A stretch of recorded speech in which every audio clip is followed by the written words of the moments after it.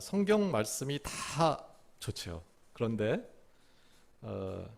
많은 사람들이 성경에서 가장 아름다운 장면이 나타나는 부분이 어디냐 이렇게 말하면은 그 중에 빠질 수 없는 것이 로마서 8장입니다. 너무나 아름다운 그 가슴이 시린 사랑이다 이런 표현을 좀 많이 하는데 그것과는 비교도 할 수 없는 사람이 인간의 언어로 표현할 수 없는 그 사랑 이야기가 로마서 8장에는 그림처럼 그려집니다. 여러분은 언제 자신의 전부를 겁니까? 오늘 우리는 하나님이 자신의 전부를 건 이야기를 듣고자 합니다. 얼마 전에 신문이나 이런 데서 많이 봤을 것 같은데 나사에서 제임스 웹 우주 망원경 사진이 몇 장 올라왔죠. 138억 년 전 빅뱅 대폭발이 일어나서 우주가 생성이 됐는데 그 우주의 탄생 3억 년 후에 그러니까 135억 년 전의 모습을 찍은 거예요. 믿어지세요? 우리가 보이는 것들이 다라고 생각하지만은 우리가 보고 있는 것들은 먼지 하나만도 못할 만큼 좁은 것을 보고 우리는 살고 있습니다. 이 거대한 우주의 한 점, 먼지 한 개만도 못한 그 작은 인간이 그 눈에 우주를 담습니다. 그리고 그 광대한 우주를 이해하고 또 분석해 갑니다. 정말 신기한 일이죠. 오늘은 그 먼지 속에 먼지보다 작은 보잘것없는 그 인간이 그 우주를 담을 수 있는 그 어떤 특별한 인간이 다른 그 무엇이 아니고 하나님의 형상을 담고 있다. 하지만 다른 한편으로 보면은 인간은 아직 절대 알 수 없는 한 가지가 있습니다. 그것은 생명이 어떻게 탄생되는지를 모릅니다. 우주를 알아가는 인간이 세포 하나를 몰라요. 세포 속에는 또 우주가 들어있는데 인간은 아무리 알려고 해도 어떻게 이 물질들이 결합돼서 생명체가 될까? 그 비밀을 지금도 풀 길이 없습니다. 너무나 아이러니하지요. 그 이야기는 창세기에 나와 있죠. 인간은 생명으로부터 멀어져 버렸어요. 그 생명의 신비에 접근조차 못하고 있습니다. 그렇게 과학이 발달하고 있는데 오늘 이 로마서 8장은 그 죽음에서 생명으로 가는 죽은 것들이 어떻게 살아나나 하는 그 비밀, 또 인간이 어떻게 우주의 먼지만도 못한 먼지보다 작은 인간이 어떻게 우주보다 광대한 하나님의 양자, 하나님의 아들이 되어갈 수 있는가 하는 것, 그리고 그 하나님의 사랑이 끊을 수 없다. 조금 전에 39절의 말씀이죠. 그 어떤 것도 그 무엇도 영원히 그 사랑을 끊을 수 없다 라는 이야기를 정말 감미로운 음악처럼 바하의 음악에도 이 로마서 8장 1절에서 4절이 이제 가사로 되어 있는 아주 아름다운 음악으로 만들어져 있고 또 정말 거장의 명화처럼 정말 정교하게 그려져 있습니다. 마가복음 10장 51절 또 누가복음 18장 41절에 보면은 시각장애인이었던 바디메오하고 예수님의 대화가 나옵니다. 내게 무엇을 하여 주기를 원하느냐? 이르되 주여 보기를 원하나이다. 너무 당연하죠. 당장 이 바디메오가 보는 것 말고 더 절박한 것이 뭐가 있을까요? 우리 중 누구라도 예수님이 무엇하여 줄까라고 물으면 당장 말씀드리고 싶고 또 구하고 싶은 것들이 우리들은 몇 개라도 금방 생각이 날 것입니다. 그런데 성경은 우리가 생각하는 필요보다 사실 더 근본적이고 절박한 상황이 우리 앞에 놓여 있다 라고 말합니다. 로마서 3장 23절에 보면 모든 사람이 죄를 범하였음에 하나님의 영광에 이르지 못한다. 로마서 6장 23절은 죄의 삭은 사망이요 하나님의 은사는 그리스도 예수 우리 주 안에 있는 영생이다. 로마서 3장 20절은 그러므로 율법의 행위로 사람의 행동으로 그 앞에 의롭다 하심을 얻을 육체가 없다. 다시 말하면 사람은 너나 없이 죄를 지었고 그 형벌로 사망. 다시 말하면 사형 선고가 확정된 사형수다라는 거예요. 보고 듣고 하는 게 지금 문제가 아니라는 거예요. 그 어떤 행위도 소용없고 가망이 없습니다. 다시 질문을 해보겠습니다.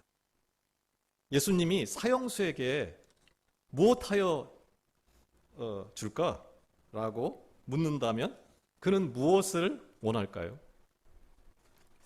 어떻게 하면 살 수 있겠냐고 묻지 않을까요? 오늘 본문 1절은 사형 선고를 앞둔 그에게 확실한 방법이 있다고 말합니다. 8장 1절입니다. 그러므로 이제 그리스도 예수 안에 있는 자에게는 결코 정죄함이 없나니. 정죄함, 죄를 정했다 이런 말이에요. 이 법정 용어인데, 법률 용어인데 유죄 판결을 내리고 형을 바로 집행하는 것을 말하는 말입니다. 다시 말하면은 사형 판결 내리고 즉시 사형을 집행한다는 용어예요. 그런데 예수 그리스도 안에 있는 사람에게는 그 일이 결단코 그리고 영원히 일어나지 않는다고 선언하는 게 로마서 8장 1절입니다.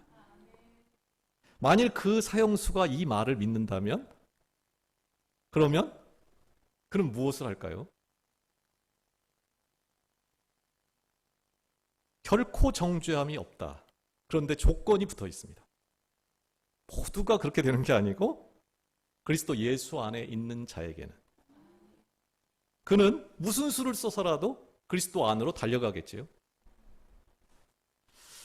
그렇다면 그리스도 안으로는 어떻게 들어갈 수 있습니까? 내가 노력하면 들어갈 수 있을까요?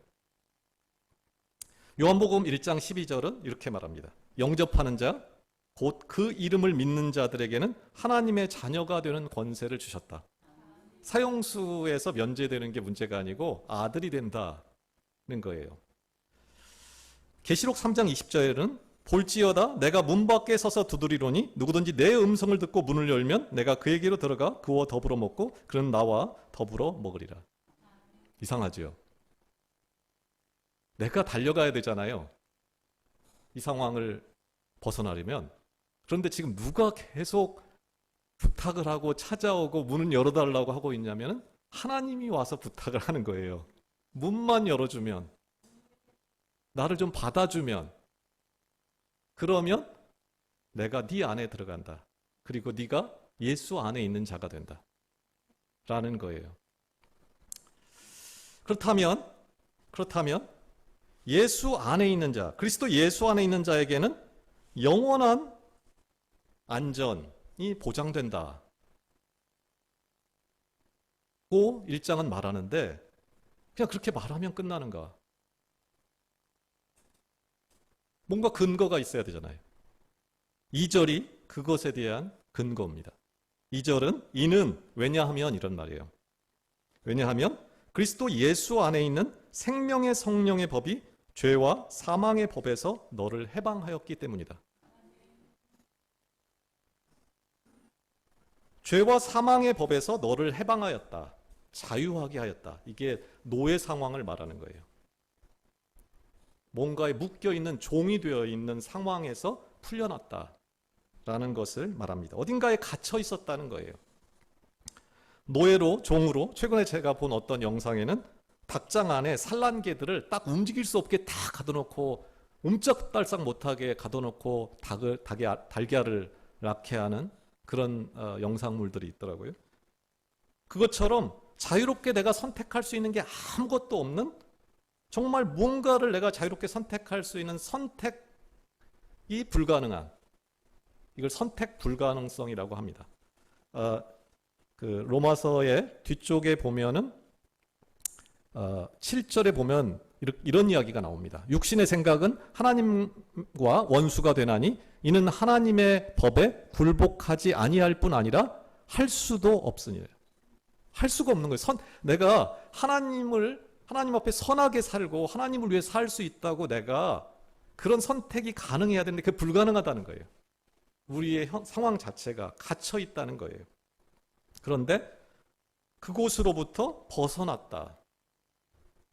죄에 팔려가지고 죄로 물들어서 죽을 짓만 골라 하는 어떤 틀, 구조, 세계 속에 내가 갇혀 있다.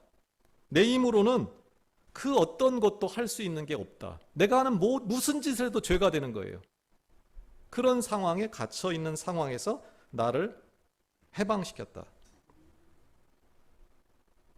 이것은 앞서 말씀드린 대로 먼지보다 작은 인간이 우주를 담을 수 있도록 창조가 되어 있는, 왜 그거를 보게 했을까요? 그 우주를 관리하고 뭔가 다듬고 그 우주를 사랑하라고 한 건데, 그렇게 불렀고 만들어졌는데, 인간이라는 게 인간 안에 진짜 말도 안 되는 탐욕이 들어가 가지고 인간이 정말 우주의 쓰레기보다 못한 짓들을 합니다. 동물보다 못한 짓을 하는 거예요. 죄에 팔린 거예요. 그 탐욕에 팔려서. 그래서 그 속에 갇혀 있는 거예요. 한마디로 깡패 조직에 내가 속해 있고, 말 안 들으면 죽이겠다고 협박하니까 죄를 지을 수밖에 없고, 그리고 나중에는 내가 거기를 벗어나려고 하면 뭐가 문제가 될까요?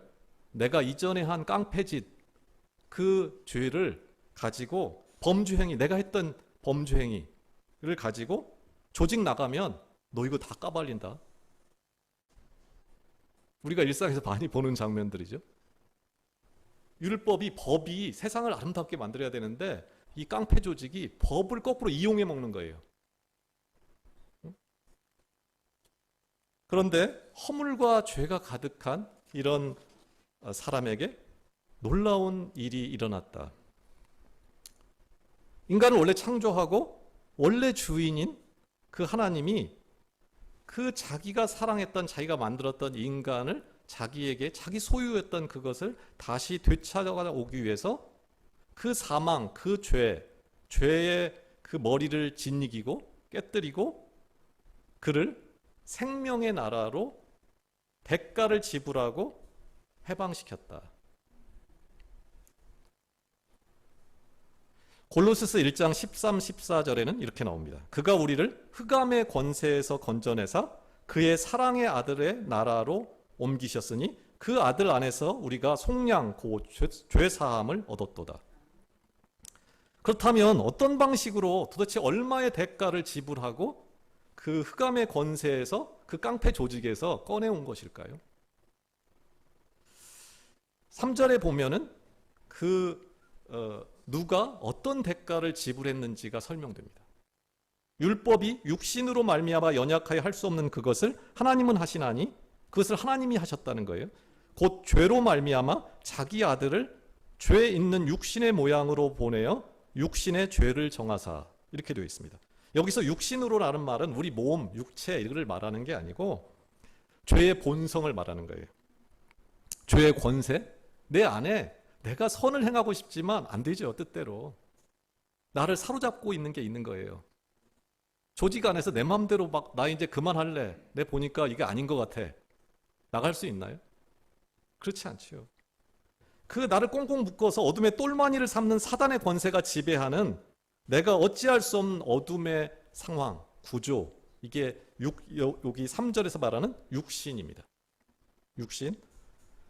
육신으로 말미암아, 사르크스라고 이제 헬라어로는 말하는데, 그 상황으로 인해서 내가 여기 갇혀 있는 거예요. 그런데 그 상황에서 하나님이 하셨다는 거예요.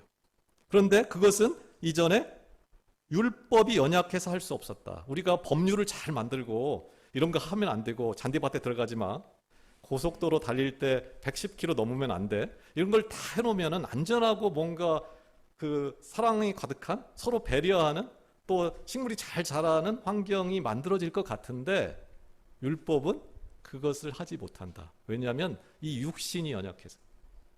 이 육신 때문에. 이 육신이 우리가 그렇잖아요. 시속 30km 달리려고 하면 달립니까? 차가 아무것도 없는데 오히려 이런 제도를 누가 만들었어? 그거 거꾸로 하는 게 우리 안에 있는 마음이죠. 누구나에게 있는 마음입니다. 좋은 법률 체계를 만들어 놓았는데 깡패 조직이 아까처럼 그 법을 따르기보다는 오히려 그 법을 이용해서 나를 협박하는 거예요. 너 지난번에 한 짓 있어. 그 어떤 그 율법을 얘가 악용을 하는 거예요. 거꾸로 그 선한 율법을, 하나님의 법들을. 그래서 그 좋은 법률 체계가 그 하나님이 원래 뜻했던 바를 전혀 이루지 못한다. 그래서 할 수 없는 그것을 하나님이 하셨다라는 거예요. 그런데 하나님이 이것을 해결하기 위해서 한 대가가 뭔가 하나님이 하셨는데 무슨 대가를 내놨는가? 그것은 3절 중간에 보면 하나님은 하시나니 곧 죄로 말미암아. 이게 번역이 조금 너무 간단하게 되어 있는데 이 말이 뭐냐면 그 죄를 위해서 속죄 제물로 이런 말이에요. 속죄 제물을 자기 아들을 속죄 제물로 내놓는 방식으로 이런 말이에요. 그래서 뒤에 보면 자기 아들을 죄 있는 육신의 모양으로, 이것도 어려운 말이죠. 죄 있는 육신으로, 그래 보면 죄인이잖아요. 그러니까 죄 있는 육신의 모양이에요. 근데 그러면 그냥 육신의 모양으로 그래 버리면 어떻게 될까요? 육신이 아니죠. 육신의 모양이잖아요. 이게 이단들이 주로 쓰는 말이에요. 육신의 모양이다. 가현설이라고 하는데 이게 실제 인간으로 온 게 아니야. 환영이야. 모양만 그렇게 보인 거예요, 우리 눈에. 이것을 다 결합해 놓은 말이에요. 죄 있는 육신의 모양이라는 게 죄가 없는데 그런데 인간으로 온 그 모양으로 아들을 보내서 그 육신, 예수 그리스도의 그 육신의 죄를 정했다. 이게 정했다는 게 정죄했다는 말이거든요. 앞에 나왔던 죄를 정죄했다 그런 말이에요. 죄를 심판했다. 그게 무슨 말이냐면은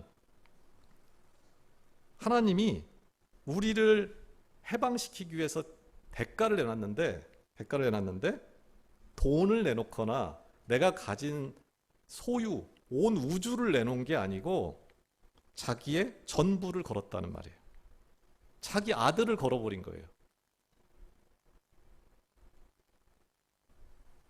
우리는 바로 우리 한 사람 한 사람이 하나님께서 자신의 전부를 건 바로 그 사람, 그 사랑의 대상이었다는 것을 받아들일 수가 없으니까 우리는 그것에 반응하지 않는 거예요. 만약에 그게 사실이라는 것을 안다면 우리는 완전히 달라질 수밖에 없게 되는 것입니다. 우주의 먼지만도 못한 존재를 위해서 우주보다 크신 이가 자기의 전부를 걸어서 해방을 시키는 대가를 통해서 그 어둠의 나라에서 그 죄의 본성으로 가득 찬 그 육신의 방식으로 살 수밖에 없는 그 깡패 조직 같은 곳에서 우리를 건져냈다 라는 거예요. 그렇다면 그 엄청난 대가를 치를 때는 꺼내놓고 이제 됐다 그럴까요? 우리가 하다못해 씨를 하나 뿌려놓고도 이제 뿌렸어, 알아서 잘 크겠지. 우리 교회가 식물원 교회잖아요. 저 위에 가면은 4달째 제가 물만 주고 있는 씨가 하나 있습니다. 이번 주에 났습니다. 제가 심지어 어떻게까지 했냐면은 이거 죽었나?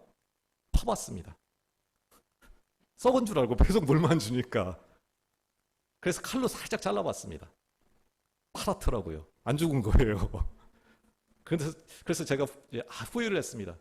이거 잘라가지고 이 씨앗에 상처를 내버렸기 때문에 이게 이래서 싹이 또 안 나는 거 아니야? 지난주에 싹이 이만큼 난 거 있죠. 4개월 만에. 그게 생명이라는 거예요. 생명. 죽은 시체는, 죽은 것은 물을 주면 썩어갈 뿐입니다. 근데 산 것은 아니에요. 일시적인 생명도 이러는데 하나님이 자신의 전부를 걸었다. 그 자신이 뭐냐면은 일시적인 생명이 아니고 영원한 생명을 건 거예요. 상상할 수도 없는 그 일을 할 때, 우리가 그 꽃을 하나 심을 때도 그렇고 뭔가를 할 때도 그냥 하지는 않잖아요. 뭔가 목적이 있고 계획이 있으니까 그걸 갖다 놓는 거예요. 이 꽃을 살 때도 여기다 갖다 놔야지 하고 가져온 거죠. 그런데 하나님이 자신의 전부를 걸었다. 뭔가 목적이 있을 수밖에 없잖아요. 그 목적이 어디에 나오냐면 4절에 나옵니다. 어떤 이유로 자신의 전부를 걸었을까? 4절에 보면 육신을 따르지 않고 그 영을 따라 행하는 우리가 되게 하려고. 영원한 생명을 갖고 하나님의 아들로 살게 하려고. 뒤쪽에 보면 우리를 양자 삼는다. 다른 부분에 보면 접붙인다. 여러 가지 용어로 나오죠. 단지 꺼내가지고 이제 너 네 맘대로 살아. 그게 아니고 아들 삼으려고 자신의 전부를 건 거예요.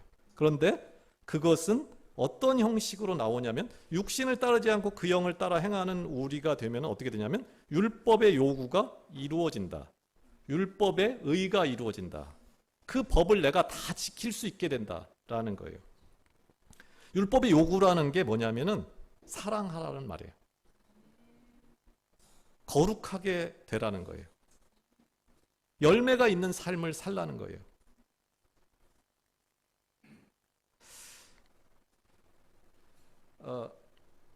요한복음 15장 16절에는 이렇게 나오지요.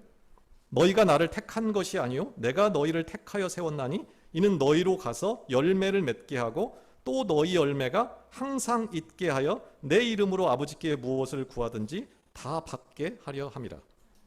에베소서 2장 10절은 이렇게 나옵니다. 우리는 그가 만드신 바라 그리스도 예수 안에서 선한 일을 위하여 지으심을 받은 자니 이 일은 하나님이 전에 예비하사 우리로 그 가운데서 행하게 하려 하심이라. 그런데 율법의 요구대로 살아야 할 텐데 이제 해방이 됐으니까 그 선한 삶, 사랑의 삶, 거룩한 삶을 살아야 할 텐데 죄와 사망의 어떤 조직 안에서 그 깡패 조직에 물들어 있던 사람이 갑자기 어떻게 선한 삶을 살 수 있을까요? 우리가 예수 믿는다고 오늘부터 예수 믿어. 그러면 천국으로 바로 직행하면 제일 낫겠는데 그게 아니잖아요. 우리가 여전히 이 땅에서 살잖아요. 남들이 보면 달라진 게 아무것도 없는 상황이죠. 그때 우리에게 어떤 일이 벌어질까요? 길을 가다가 깡패 두목을 만납니다. 그럼 어떻게 할까요? 그 깡패 두목이 야 너 이리 와봐. 해방됐는데 대가를 지불하고 이미 조직에서 빠져나왔는데 걔가 부르면 어떻게 될까요? 내 마음이. 내가 힘이 없으면. 벌써 완전히 위축돼 가지고 끌려가죠. 내가 제 소속도 아닌데 제 말을 들어야 될 이유가 없는데 완전히 쫄아가지고 다시 끌려갑니다. 그렇지 않나요? 다시 그 생활로 돌아가요.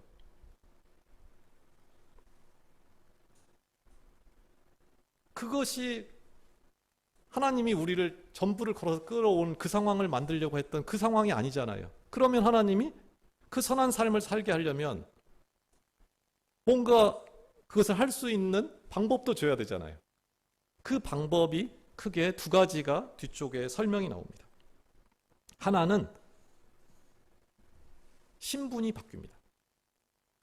예수 그리스도가 나를 위해서 죽고 그 십자가에서 부활하는 그때 나의 신분이 하나님의 자녀, 하나님의 아들로 바뀝니다. 그 보증으로 네가 하나님의 아들이야. 그리고 너는 땅의 사람이 아니고 영원한 생명을 가진 하나님의 아들이야 하고 보증을 각 사람의 마음에 보내줍니다. 선물로 넣어줍니다. 그게 성령, 거룩한 하나님의 영, 그리스도의 영. 그리스도를 십자가에서 다시 살린 부활의 영, 양자의 영, 그 영을 보증으로 넣어줍니다. 근데 보증이 뭐냐면 성경에 보증한다 그러면 우리가 보증서 이런 말이 아니고 보증금으로 성령이 주어지는데, 보증금이 뭐냐면은 계약금. 그러니까 이 상업 용어입니다. 보증이라는 게, 보증금이라는 게 첫 번째 납입금, 예치금이에요. 계약이 체결됐다는 것을 상징하는 거예요. 내 안에 이 땅에서 여전히 천국 바로 가는 게 아니고 이 땅을 사는 거니까 내가 저거 내 사람이다 하는 흔적으로 보증금을 예치하는 거예요. 그 보증금, 그 흔적, 그게 성령이에요. 성령 하나님이 내 안에 오는데 그게 보증금으로 온 거예요.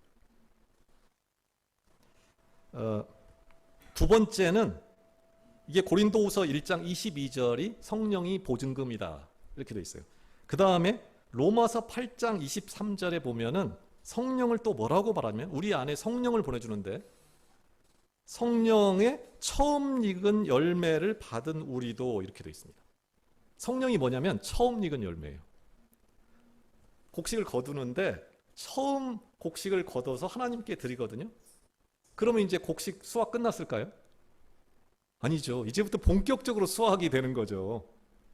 그 처음 익은 열매로 계속 수확이 되고 영원히 산다는 표식으로 성령이 온 거예요. 성령이 내 안에 처음 익은 열매로 온 거예요. 그 흔적이 내 안에 존재하게 되는 거예요. 그리고 세 번째는 성령이 도장으로 내 안에 와요. 성령이 인친다 이래요. 문서나 이런 거 누구 소유야? 왕이 도장을 딱 찍으면 왕의 문서가 되죠.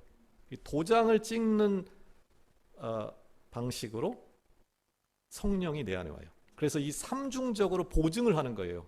이 사람 내 아들이다. 지금 이 땅에 있지만 시민권이 이 땅에 있지 않고 하늘에 있다. 이 보증으로 내 안에 성령이 오는 거예요. 근데 이 성령은 선물인데 좀 특별한 선물입니다. 일반 선물은 물건이 왔다. 걔가 나를 바꾸지는 못해요. 그냥 우리 집에 놔두면 방석 깔고 앉을 뿐이지 그 방석이 나를 내 내장을 건강하게 하지는 못합니다. 그런데 이 성령은 효과성이라고 그러는데 나를 바꿉니다. 왜냐하면 생명이라서. 내 안에 영원한 생명이 들어와서 내 영을 살려요. 내 육신은 살아있지만 죽어 있어요. 죽을 육신이에요. 먼 훗날에 부활을 할 때 다시 삽니다. 그런데 내 영은 창세기에 아담의 죄로 하나님과의 관계가 끊어지지요. 이때 영이 죽습니다. 하나님과의 관계가 끊어진 거예요. 하나님하고 남남이 돼버린 거예요. 근데 그 성령이, 하나님의 영이 내 안에 들어옴으로 10절에 보면은 뭐라고 나오냐면, 또 그리스도께서 너희 안에 계시면, 성령이 너희 안에 계시면 몸은 죄로 말미암아 죽은 것이나, 몸은 죽어 있어요. 그런데 영은 의로 말미암아 살아난다. 는 거예요. 그러면 우리 몸은 언제 다시 사는가? 그것은 11절에 이렇게 나오죠. 너희 안에 계시는 그의 영으로 말미암아 너희 죽을 몸도 살리시라. 부활의 날에 우리 몸이 부활체로 삽니다. 순서가 좀 이상하죠? 육신을 만들고 그 코에 생기를 불어넣고, 에스겔에도 보죠. 그 뼈가, 마른 뼈가 육체의 그 살갗까지 다 만든 다음에 영이 임하지요. 그런데 살아나는 과정은, 영원히 사는 과정은 뒤집혀요. 영이 먼저 찾아와요, 내 안에. 그래서 살려요, 나를. 내가 하나님의 사람이라는 것을 내가 알아요. 양자의 영을 갖게 돼요. 기도하게 돼요. 하나님을 아바 아버지라고 부를 수가 있어요. 그 영이 없는 사람은 못 부릅니다. 그런데 내 몸까지 부활체로 완전히 사는 것은 재림의 날에, 마지막 날에 다시 산다. 이게 11절 말씀입니다. 그런데 12절에 보면은 신분이 완전히 바뀌어 있어요, 지금. 그런데 신분만 바뀌면 끝났나요? 애가 낳았어요. 사람 태어났어요. 그러면 끝일까요? 사람을 왜 낳았을까요? 더 많은 시간이 걸리는 건 뭡니까? 애를 낳는 시간이 오래 걸리나요? 애를 자라게 하는데 더 많은 고통과 그 어려움이 따르나요? 애를 자라게 하는데 훨씬 더 많은 시간이 필요하죠. 우리가 하나님의 아들이 됐다. 뭘까요? 하나님 나라의 상속자. 왕의 제목이 왕자인 거예요. 그 왕자가 어느 날 너 왕이야 이렇게 한다고 왕을 할 수 있나요? 할 수 없다는 거예요. 이제부터는 그 신분에 걸맞는 사람으로 속사람이 완전히 바뀌는 그 과정이 진행돼야 된다. 그 과정을 누가 돕는가? 성령이 돕는다. 그런데 그 과정에서 아까처럼 12절에 보면 이렇게 되어 있습니다. 그러므로 형제들아 우리가 빚진 자로 돼 육신에게 져서 육신대로 살 것이 아니니라. 너희가 육신대로 살면 반드시 죽을 것이로되 영으로서 몸의 행실을 죽이면 피비린내 나죠. 죽이는 거예요. 육신의 행실을. 그냥 이제 좀 줄여야지. 그런 식으로는 끝나지 않는다는 거예요. 이 피비린내 나는 전투 상황에 들어간다는 거예요. 그런데 여기 번역이 조금 어렵습니다. 우리가 빚진 자다. 그 육신에 빚졌다. 이렇게 하는데 이것보다는 하나님께 빚진 자다. 조금 더 원문에 충실하게 하면은 우리가 더 이상 그 육신의 의무가 없다. 그 조직에서 내가 나온 거예요. 내가 그 두목한테 이제 그 두목의 말을 들을 이유가 없는 거예요. 그래서 그 뒤에 보면 육신에게 져서 육신대로 살 것이 아니라 그전에는 내가 선택할 방법이 없었어요. 이게 선택 불가능성이라고 그래요. 내가 어떻게 해볼 방법이 없어요. 갇혀 있어서. 그런데 상황이 바뀌는 거예요. 12절에. 성령이 오시고 내 신분이 바뀌어서 내가 선택 가능한 사람이 되는 거예요. 내가 야 무슨 소리야 너. 내가 왜 네 말을 들어야 돼? 그것을 선택 가능한 상황으로 바뀐다. 그것을 선택하면서 어떤 일이 벌어지는가? 내가 성장을 하게 된다는 거예요. 그것이 어떻게 가능한가? 하나님의 영이 나를 인도함으로, 내가 하나님의 영을 따름으로, 육신의 몸의 행실을 죽이고 하나님의 영으로 인도함을 받는 방식으로 내가 하나님을 닮은 자로, 하나님의 아들로, 이미 아들인데 아들다운 아들, 그 신분에 걸맞는 사람으로 바뀌어간다. 17절에 그 내용이 이렇게 소개됩니다. 자녀이면 또한 상속자, 곧 하나님의 상속자다. 그리스도와 함께한 상속자다. 우리가 그와 함께 영광을 받기 위하여 고난도 함께 받는다. 고난도 함께 받아요. 저게 깡패 조직 안에 있을 땐 나를 안 괴롭힙니다. 깡패 조직에서 나오는 순간에 가만 안 놔둡니다. 고난이 따라오는 거예요. 그 고난은 누가 겪었던 고난입니까? 예수 그리스도가 살리려고 자기 전부를 걸었던 바로 그 고난. 내가 하늘의 상속자다면 나는 누구의 일을 해야 되냐면 하나님의 일을 해야 돼요. 예수 그리스도가 했던 일을 해야 돼요. 예수 그리스도가 십자가에 달리는 그 고통을 통해서 사람을 살렸던 것처럼 나도 그 거룩함, 그 사랑, 그 생명을 살리는 일을 해야 된다. 그것을 통해서 영광을 받는다. 영광을 받기 위하여 고난을 함께 받아야 된다. 그러니까 난 영광만 받을 거야. 나는 기도 응답만 받을 거야. 나는 하나님 구원만 받을 거야. 믿고 구원받아. 나 천국 가. 개가 동떨어져 있지 않다는 거예요. 함께 받아야 되는 거예요. 십자가 후에 영광이 있다는 거예요. 그것이 바뀔 수가 없다는 거예요. 그 어려움, 고난, 그 생명의 일, 생명의 성령의 법. 성령이 뭐냐면 생명의 성령이에요. 생명을 만들어내는 그 영원한 생명의 성령인 거예요. 그것을 담지 않은 사람이 어떻게 하늘의 상속자가 될까요? 오늘 우리는 이 땅에서 하나님의 상속자, 그리스도와 함께하는 상속자로서 준비되는 이 땅에서의 삶은, 예수 믿고 난 후에 우리의 삶은 그 상속자가 되기 위한 인턴 과정입니다. 수습 과정이에요. 그것을 하기 위한 어떤 그 신분에 걸맞는 사람으로의 성화, 거룩하게 변화되는 과정. 근데 그게 치열해요. 육신의 행실을 죽이는, 그걸 죽여버려야 되는 그 고통스럽고, 때로는 우리가 죄의 낙을 누립니다. 그 말도 안 되지만 그거 진짜 다 알아요. 그게 잘못됐다는 거. 그래도 그 죄의 낙을 누립니다. 애굽에 살 때 그때는 고기도 먹었는데, 노예로 산 것은 기억 안 나고 그때는 편안하게 고기도 먹었는데, 인간이 가지고 있는 그것과 치열하게 싸우는 그 하나님의 동역자,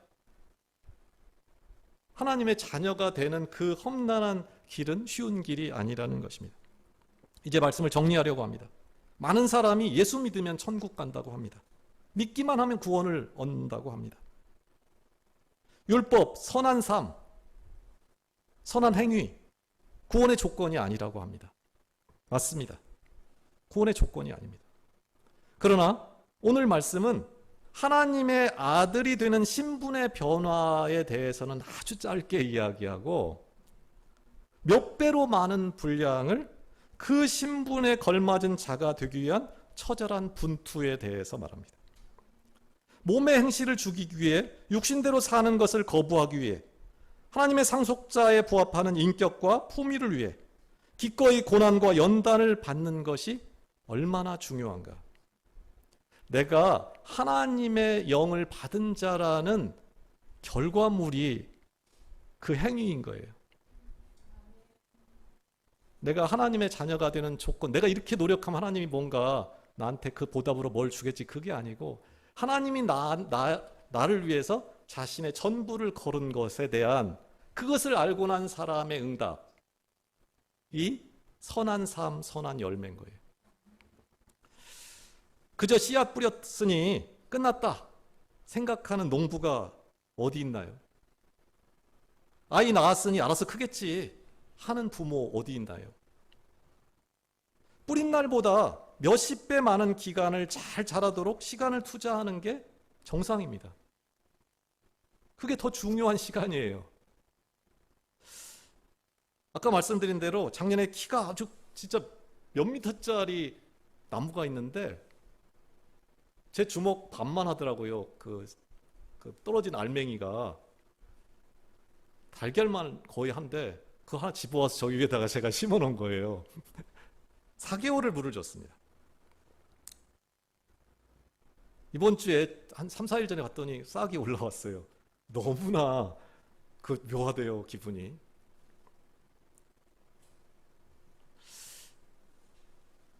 그것도 곧 죽을 생명입니다. 근데도 그게 귀하고 뭔가를 하는 거예요. 정성을 쏟고 시간을 쏟고. 그런데 오늘 우리에게 영원한 생명이 보증금으로 내 안에 와 있다. 근데 그게 누가 보증한 거냐면 하나님이 보증한 보증금이에요. 그리고 아까 39절처럼 이 땅의 그 무엇도, 심지어 사망이나 능력이라, 눈에 보이지 않는 그 어떤 능력도 그 사랑에서 끊을 수 없는, 그 약속은 변치 않는 그 보증이 내 안에 와 있다.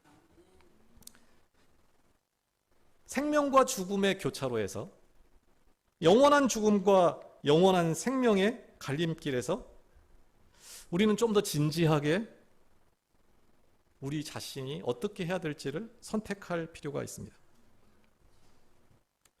고린도전서 15장에는 우리가 늘 묻는 질문이 나옵니다. 누가 묻기를 죽은 자들이 어떻게 다시 살아나며 어떠한 몸으로 오느냐? 어떻게 죽은 사람이 살아나? 어떻게 부활해? 어떤 몸으로 부활해? 그런 질문 주변에서 많이 듣잖아요. 그게 고린도전서 15장 35절입니다. 그거에 대한 답이 36절의 바울의 답입니다. 어리석은 자여, 어리석은 자여, 이 말은 하나님이 없다 하는 자를 말하는 거예요. 어리석은 자요, 내가 뿌리는 씨가 죽지 않으면 살아나지 못하겠고, 또 내가 뿌리는 것은 장래의 형체를 뿌리는 것이 아니요 다만 밀이나 다른 것의 알맹이뿐이로되 하나님이 그때로 그에게 형체를 주시되 각 종자에게 그 형체를 주시느니라. 오늘 말씀이 좀 어렵죠. 멀리 있는 얘기 같잖아요. 그러나 생각해 보십시오. 우리가 오고 가는 길거리의 식물들을 한번 보십시오. 하나님의 신비가 널려 있습니다. 그 씨가 어떻게 죽어서 다시 삽니까? 하나님의 흔적들이에요. 생명, 인간은 절대 하지 못하는 일들이에요. 우주를 다 나가서 보고 몇백억 년 전을 보는데 세포 하나 못 만듭니다. 그 씨를 심을 때 그 씨가 죽으면 어떻게 다시 납니까? 라고 묻는 사람이 없습니다. 농부가 그 씨 갖다 심는 거예요. 그 자라는 걸 거두는 거예요. 그 영원한 신비를 먹고 입는 것으로 그냥 확인하고 끝나는 거예요. 온 땅에 가득한 부활과 생명의 흔적을 우리는 그저 먹고 마시는 것으로 보고 끝나버립니다. 그리고 묻어요. 어떻게 그런 일이 벌어져? 한 주간 우리가 살아가면서 또 아침에 새로운 하루를 시작하면서 또 하루를 마치고 잠들면서 우리 모두는 내가 육신대로 살고 있는지, 그렇게 살아서 어떻게 될 건지 우리는 너무나 잘 압니다. 성령의 인도함을 받으며 살았는지를 점검할 필요가 있습니다. 때마다 일마다 그 전쟁터 같은 이 상황을 알고 행동할 필요가 있습니다. 무엇보다 내가 하나님이 자신의 전부를 걸었던 바로 그 사람임을, 죄와 사망의 지배에서 꺼내서 하나님의 자녀, 하나님의 상속자로 삼기 위해 자신의 목숨, 자신의 전부를 걸었던 그 한없는 사랑의 대상임을 알고 이 땅을 살아가는 그런 은혜가 있기를 원합니다. 그래서 그것을 알 때 나도 이 먼지만도 못한 작고도 보잘것없는 나의 마음을 하나님께 드리는, 나도 하나님께 나의 전부를 거는 그 가슴 벅찬 응답의 결단이 있기를 원합니다. 기도하겠습니다.